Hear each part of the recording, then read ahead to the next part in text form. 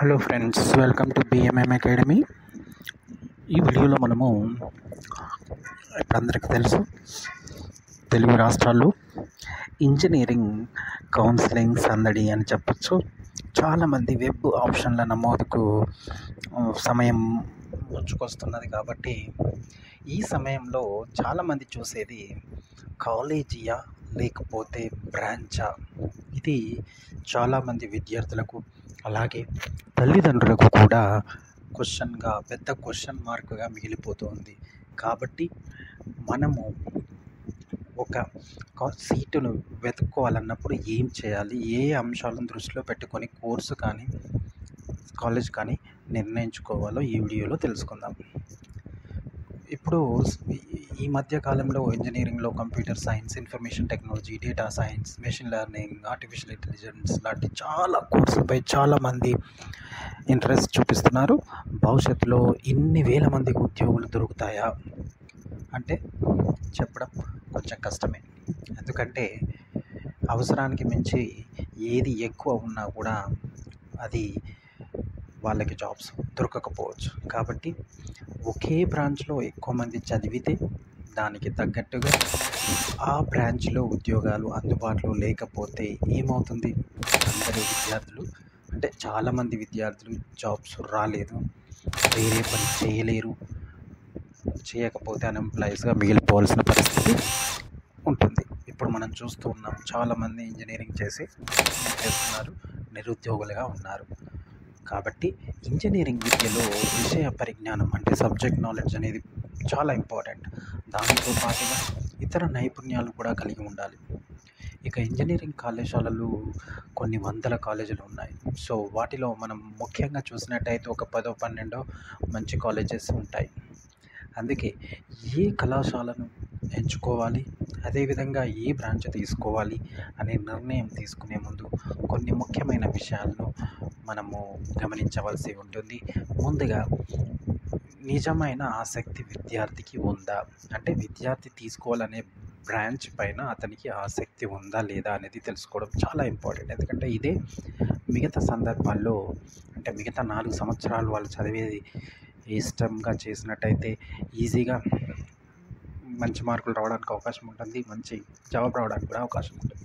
అలా కాకుండా వాళ్ళ కుటుంబ సభ్యులు అంటే బ్రదరో సిస్టరో ఉందనో, లేకపోతే మిత్రులు లేదా బంధువులు విద్యార్థులు ఈ బ్రాంచ్లో చదివి చాలా సంపాదిస్తున్నారనో వాళ్ళని చూసి వీళ్ళని చూసి ఎప్పుడూ కూడా తీసుకోకూడదు. కాబట్టి ఎందుకంటే ముందుగా మనకి ఇంట్రెస్ట్ ఉందా లేదా అనేది చూసుకోవాలి. ఇంజనీరింగ్ చదవడానికి అవసరమైన పరిజ్ఞానం అంటే బేసిక్ నాలెడ్జ్ తనకు ఉందా లేదా అనేది విద్యార్థి అంచనా వేసుకోవడం చాలా అవసరం. ఏ బ్రాంచ్పై ఇంట్రెస్ట్ ఉంది, దాని వలన దీర్ఘకాలిక జీవిత ఆశయాలు ఏంటి, భవిష్యత్తులో ఏ విధంగా స్థిరపడాలనుకుంటున్నారు అనే వాటిని దృష్టిలో పెట్టుకొని నిర్ణయం తీసుకోవాల్సిన అవసరం ఉంటుంది. ఇక 2 ప్లేస్మెంట్స్ పైన ఆధారపడవచ్చా. ఎందుకంటే చాలామంది ఇంజనీరింగ్ విద్యార్థులు క్యాంపస్ ప్లేస్మెంట్లో ఉద్యోగం వస్తుంది అనే ఆశతో మంచి కాలేజీలో ఎక్కువ డబ్బులు పే చేసి జాయిన్ అవ్వడానికి వెనకాడడం లేదు.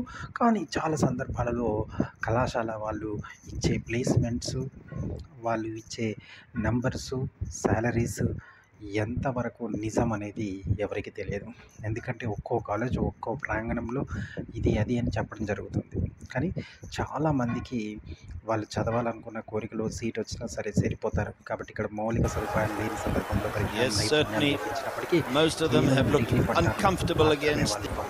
దానివల్ల ప్రయోజనం ఏముంటుంది చెప్పండి. Captain Dev loves to hook and to pull. Came on to bowl. Captain Dev was immediately pretty severe on him. Over mid-off, and what a way to get to his 50. He was prepared to play the shots to the bad balls and even the good ones. There was nothing wrong with that delivery, but what a cracking shot from Matthews, very much to his liking today. Right through that one, more to come in the same over. In fact, the very next ball, the ball went higher, harder and further for 6. Timing and going on with the back foot.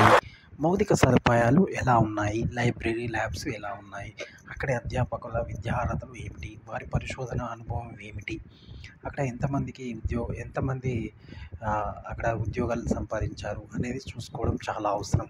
అదేవిధంగా కళాశాలకు NAAC grading ఉందా, ఉంటే A grade, అంటే ఇది NIRF ranking ఉందా, ఉంటే ఎంత rank, అంతర్జాతీయ స్థాయిలో ర్యాంకులు ఉన్నాయా, ఒకవేళ అటానమసా, ఆ కాలేజీ ప్రోగ్రాంలకు నేషనల్ బోర్డ్ ఆఫ్ అక్రిడిటేషన్ గుర్తింపు ఉందా, పనిచేస్తున్న అధ్యాపకుల్లో డాక్టరేట్స్ ఎందరు, అవి ఏ యూనివర్సిటీల నుంచి లభించాయి, వాళ్లకు ఇండస్ట్రీతో ఎటువంటి సంబంధం ఉందా అనేది కూడా చూడాల్సి ఉంటుంది.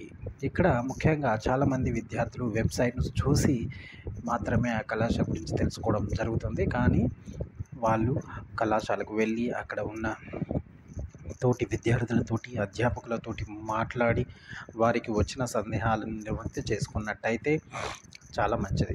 అలాగే ఇంకా ఎవరైనా కంప్లీట్ చేసిన విద్యార్థులు ఉంటే వాళ్ళతో మాట్లాడడం పైన కూడా వాళ్ళకు ఒక అవగాహన వస్తుందని చెప్పవచ్చు. అయితే ఇంజనీరింగ్లో అన్ని బ్రాంచ్లపై సమగ్రమైన అవగాహన నేర్చుకోవడం చాలా అవసరం.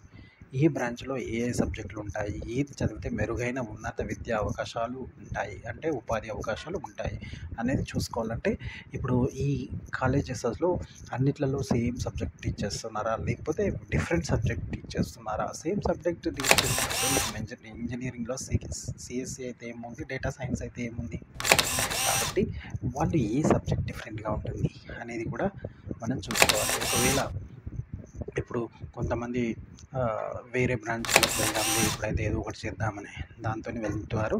అలా ఉండకూడదు. ఎప్పుడైనా మనకు కావాల్సిన ఇష్టమైన కోర్సును మాత్రమే చేరినట్టయితే అందులో వాళ్ళు ఇష్టంగా చేసుకోవడానికి అవకాశం ఉంటుంది. ఇది. Thank you for watching. Subscribe BMM Academy for more academic and educational videos.